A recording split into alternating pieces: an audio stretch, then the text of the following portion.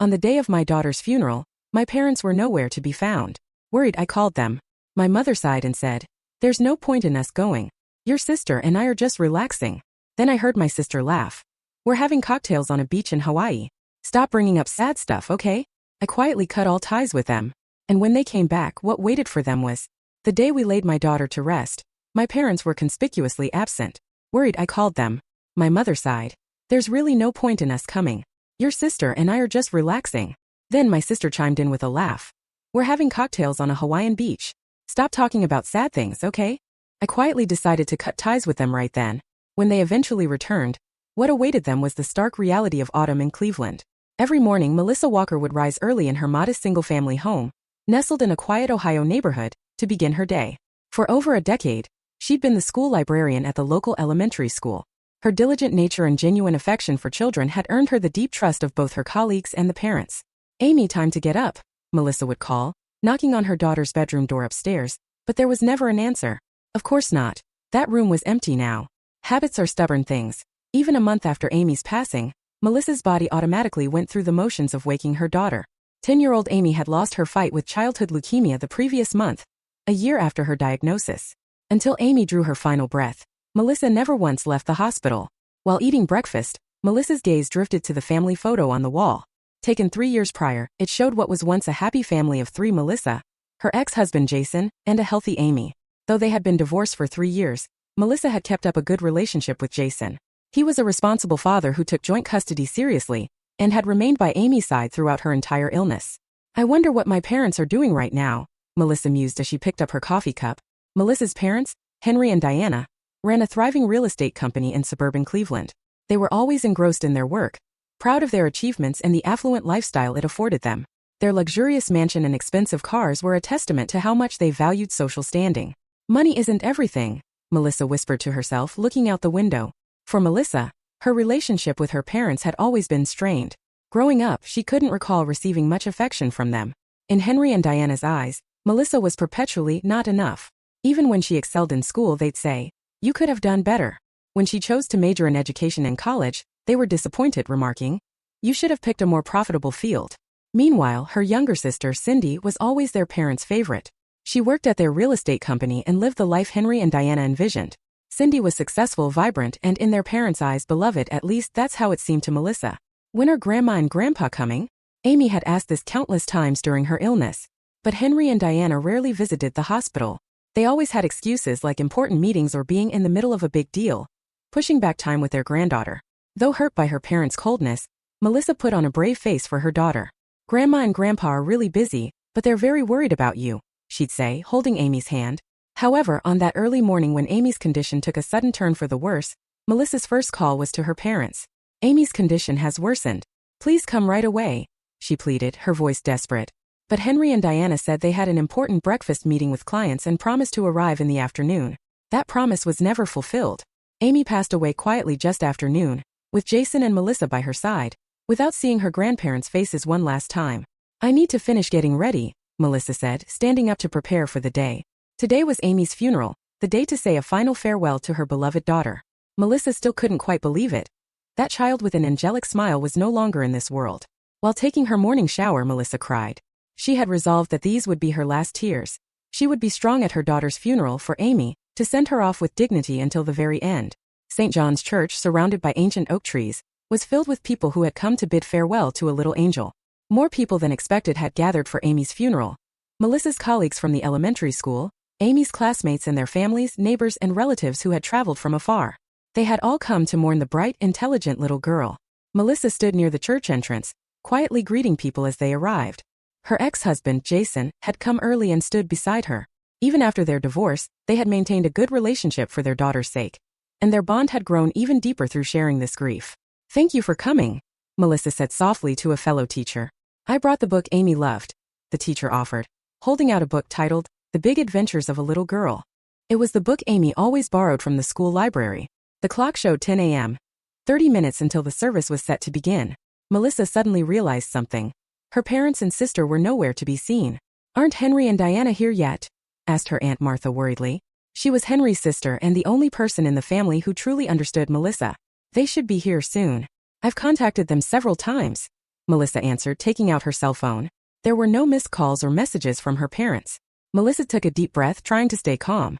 No word from Cindy either? Martha further inquired. No, nothing from my sister either. I called yesterday and the day before, but it went straight to voicemail. What on earth is wrong with them? Martha's expression showed her anger at them being late to their own granddaughter's funeral. Jason placed his hand on Melissa's shoulder. Are you okay? We could delay the service a bit. Melissa shook her head. No, let's start as scheduled. I don't want to keep Amy waiting. But internally, she was wrestling with intense anxiety and anger. Could her parents really not come? No matter how strained their relationship, this was their granddaughter's funeral. As the start time neared and attendees began taking their seats, the priest approached Melissa to let her know that everything was ready. However, Melissa was still standing at the entrance, scanning for her parents. Could you wait just 5 more minutes? Melissa asked the priest. Of course, I understand how you feel. The priest smiled warmly and returned inside. With one last sliver of hope, Melissa took out her phone and dialed her mother's number, her heart pounding. One more time.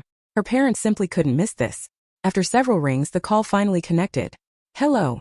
Melissa's voice trembled slightly. The service is about to begin. Where are you?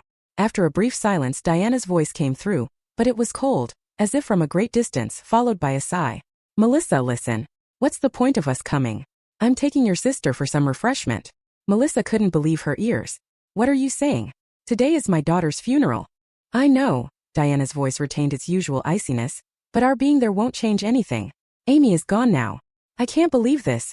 Melissa's voice was shaking, unsure if it was from anger or sadness. You just. Then, another voice came through the phone. It was her sister, Cindy, who seemed to have taken the phone. Hey, Melissa. Cindy's voice was cheerful, sounding somewhat elated. In the background, there were sounds of the ocean, people laughing, and upbeat music. We're drinking cocktails on a beach in Hawaii. Let's not talk about depressing things, okay? Melissa was at a complete loss for words. Standing at the church entrance, she was utterly frozen. The background sounds told the entire story. Her parents and sister were enjoying a vacation in Hawaii on the day of her daughter's, their granddaughter's, their niece's funeral. Mom and Dad were really tired, so this vacation was necessary, Cindy continued. I'm sad about Amy, but life goes on. You should start looking forward too, you know? Melissa clutched the phone with trembling hands. She remembered Amy's face during her illness, saying so many times, I want to see Grandma and Grandpa. The image of her daughter enduring pain but still looking forward to seeing her grandparents, and now on her daughter's final day, her parents were drinking cocktails on a beach. I understand. Melissa's voice suddenly became cold and composed, as if she were a different person. This is the end. Don't contact me again. What are you saying? That's so dramatic. Cutting off Cindy's words, Melissa hung up. Jason, who had been standing nearby, immediately realized something had happened from Melissa's expression. Melissa, what happened? Melissa took a deep breath. Not a single tear flowed, only a light of determination shone in her eyes. My parents are in Hawaii. They're on vacation, she said matter-of-factly. What? Jason raised his voice. You mean they? It's fine, Melissa said quietly. Let's start the service. It's time to say goodbye to our daughter. She walked into the church with dignity. As attendees turned to look, Melissa faced straight ahead. Standing next to the priest, she smiled gently. Please begin. Today we celebrate Amy's life. Let's remember the love and joy she brought to all of us. Throughout the service, Melissa did not cry. She stood strong with dignity. She smiled at Amy's photograph, recited her daughter's favorite poem, and finally placed a small white rose on the coffin. Goodbye, my angel. You will always be in my heart, she whispered. Even as mourners expressed their condolences after the funeral, Melissa maintained her composure. However, in her heart, she had made another important decision, to completely sever her relationship with her parents and sister. That day, Melissa's life split in two. It was a day of grief for losing her beloved daughter, and a day when she cut the final ties with her parents. She had resolved to live by her own strength, carrying Amy's memory in her heart. The sound of cold rain tapping on the window interrupted Melissa's thoughts. She sat by the window in the Cleveland Children's Hospital cafeteria, holding her coffee cup with both hands. 2 weeks had passed since Amy's funeral. The deep sadness continued, but it was no longer the intense pain of before. It had become a dull ache quietly residing within her. You've been deep in thought. When Melissa looked up, Dr. Sarah Cohen, Amy's attending physician, was sitting across from her. Sarah was a pediatric oncologist in her mid-40s who had supported Amy throughout her battle as her primary doctor. I'm sorry, I was just thinking. Melissa smiled. It's okay, I understand. Sarah looked at Melissa with kind eyes. Amy was a wonderful child. Her strength and hope had a big impact on the other children too. Melissa nodded, holding back tears. She never gave up. I want to do something to keep her name alive. Sarah looked at Melissa with interest. What are you thinking of doing? I haven't decided exactly yet. Melissa searched for words. Something like a foundation to support children battling illness like Amy and their families. Sarah's face brightened. That's a wonderful idea. Actually, I've been feeling the need for such support too. Children fighting diseases need not only medical care, but also emotional support. Melissa nodded quietly. During Amy's illness, she had witnessed many families struggling with financial problems and psychological burdens. Parents who had to quit their jobs to dedicate everything to their child's treatment. Families struggling with transportation costs to commute from distant places. The Amy Walker Foundation for Pediatric Cancer Patients, Melissa said quietly. What do you think? A perfect name, Sarah agreed wholeheartedly. If there's anything I can do, just let me know. I could serve as a medical advisor. From that day, Melissa's new mission began. First, when she told her ex-husband Jason about the foundation concept, he immediately supported it. Giving back to society what Amy left behind. That's what she would have wanted. Melissa began the process of establishing the foundation with part of the insurance money and her savings. When her school colleagues learned of her initiative, they offered support in various ways. The art teacher helped with logo design, administrative staff assisted with website creation, and the principal provided school facilities as an initial meeting place. The crowdfunding was also surprisingly successful. Many people touched by Amy's story donated more than twice the target amount in just 1 month. Local media had begun to take notice of this inspiring initiative. An article in the Cleveland Daily titled, A Little Angel's Big Legacy of Hope detailed Amy's battle and the foundation her mother had established. The article featured a smiling photo of Amy and a poem she had written in her hospital room called, The Day I'll Fly. Meanwhile, Henry and Diana, having returned from Hawaii, began to notice the lack of contact from Melissa. For the first few days they thought, Melissa is still angry. However, as 1 week, then 2 weeks passed with no contact, they finally began to feel uneasy. Time will resolve this, Diana told her husband. Melissa has always been emotional. She'll contact us when she calms down. But unbeknownst to them, Melissa's resolve had hardened. Her relationship with her parents was completely over. In her heart, there was no longer any place for them. One day, a month after Amy's death, Melissa was heading to her office. The foundation's activities had officially begun, and she had taken a half-day leave from work to handle foundation business. Her phone rang. Call from an unknown number. This is Michael Brown, an attorney with Green & Associates law firm. A male voice responded politely. Do you have a moment? Yes, that's fine. Melissa felt a little tense. How can I help you? Actually, I've been contacted by your mother, Diana Foster, the lawyer explained calmly.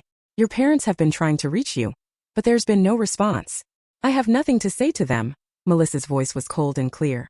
If my parents truly wanted to contact me, why didn't they return immediately from Hawaii? Why didn't they even come to my daughter's funeral? The lawyer cleared his throat on the other end. I'm not aware of those details, but...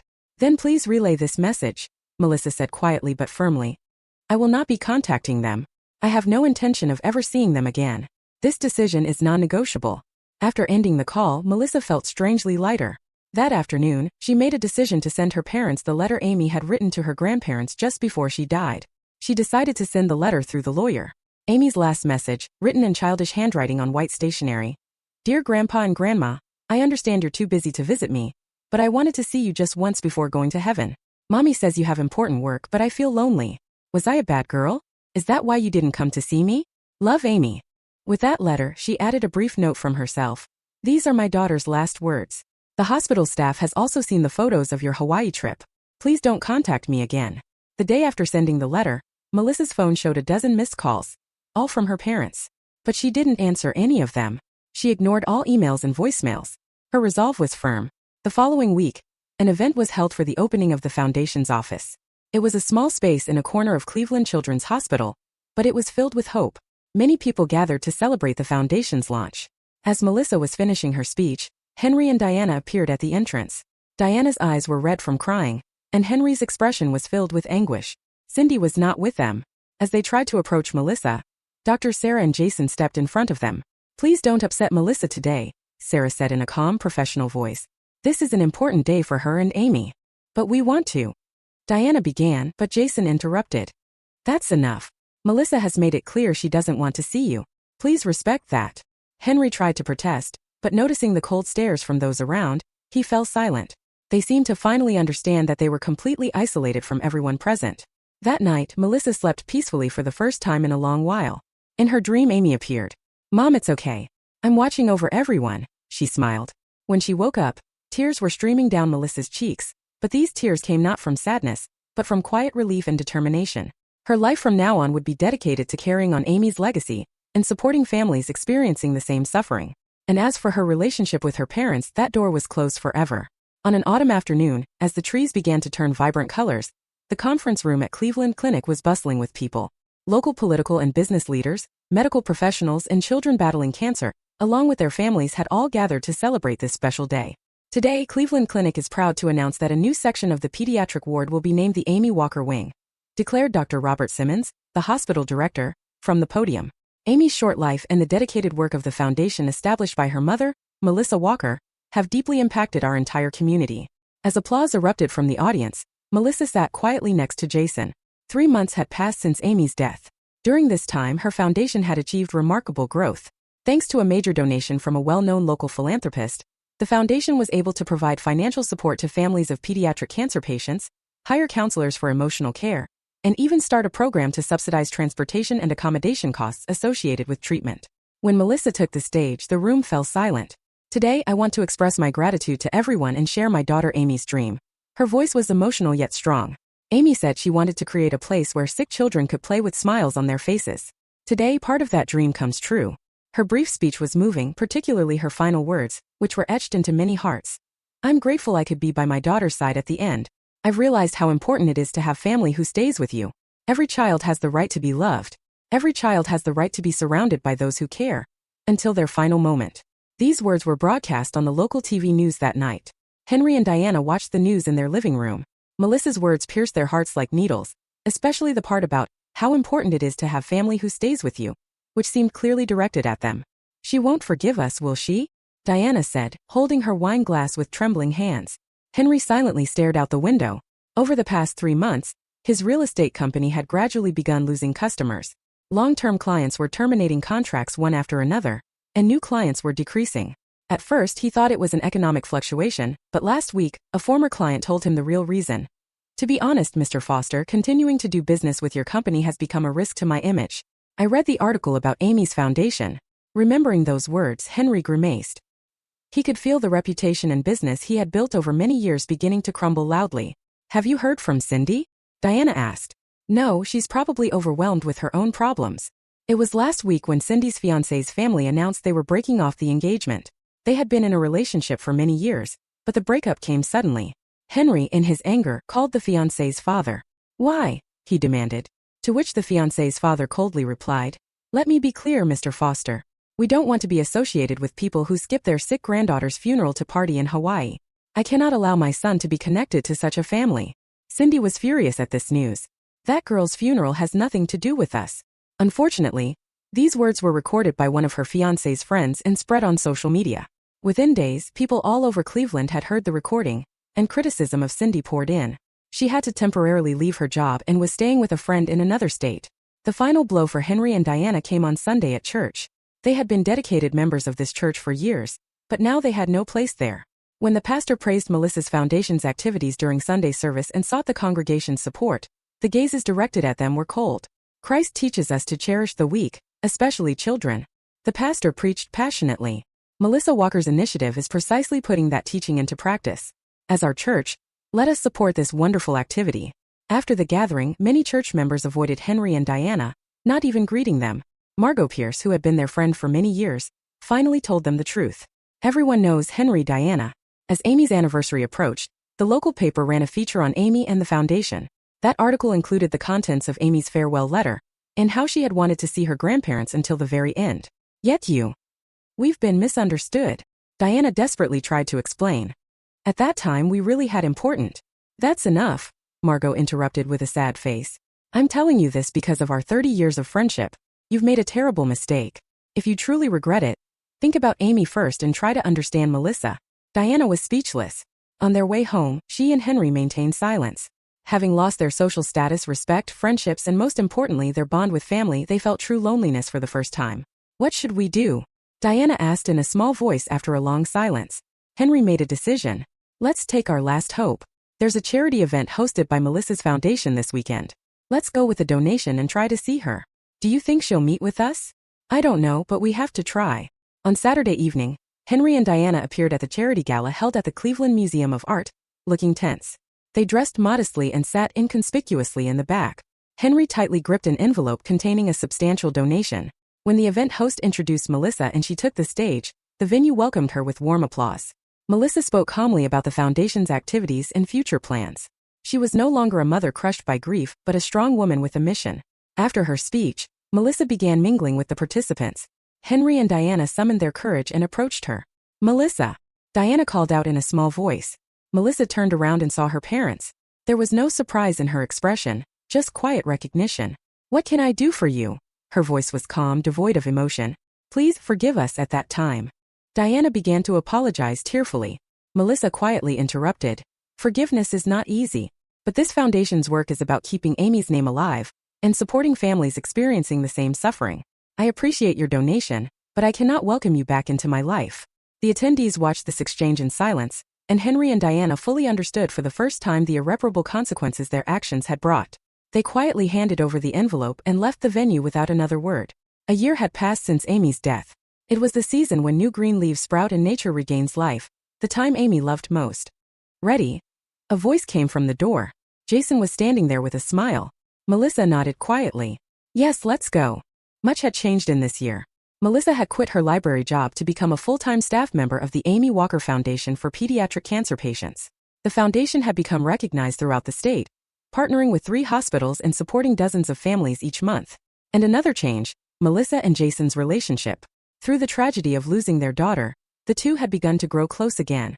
Their friendly post-divorce relationship had deepened further through their shared grief and mission. They weren't yet at the stage of being a couple, but something was certainly blossoming. "Today is a special day," Melissa said in the car. On Amy's death anniversary, they were heading to visit her grave. "She would be proud," Jason answered, keeping his eyes on the road, "of what you've accomplished this year."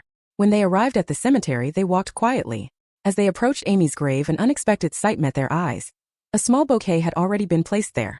Melissa stopped and picked up the card attached to the bouquet. It read, "We love you, Amy. From Grandpa and Grandma." They came. Melissa's voice was controlled, devoid of emotion. "What do you want to do?" Jason asked. Melissa quietly returned the bouquet to its original place and arranged it alongside the flowers they had brought. "These are for Amy, not for me." That afternoon, when Melissa returned to the foundation office, Nurse Linda was waiting for her. "I need to talk to you," Linda said with some hesitation. "Diana Foster has been hospitalized. Advanced pancreatic cancer, stage 4. Melissa gasped. "Since when?" "She was diagnosed 3 weeks ago. She wants to see you." That night, Melissa thought long and hard. The next day, she was walking quietly down the hospital corridor. When she entered Diana's room, there was no trace of the strong mother she once knew. Only a frail old woman lying there. Henry stood up with a surprised expression. "Melissa." Without saying anything, Melissa sat by the bedside and quietly took Diana's hand. "I cannot forgive what you did," she said quietly. "But I think Amy would feel differently. She wanted to see you until the very end. That's who she was." To the tearful Diana, Melissa continued, "I won't become like you. I'll provide the support you need. But this isn't reconciliation. I'm just doing what Amy would have wanted." After Melissa left, Diana and Henry didn't exchange words. They had lost their fortune, fame, and friends, and most importantly, they had lost the love of their daughter and granddaughter. But today, for the first time, they felt as if a slight gap had opened in what had been a completely closed door. For the next few months, Melissa occasionally visited the hospital. She hadn't forgiven her parents, but she didn't want to live in complete hatred either.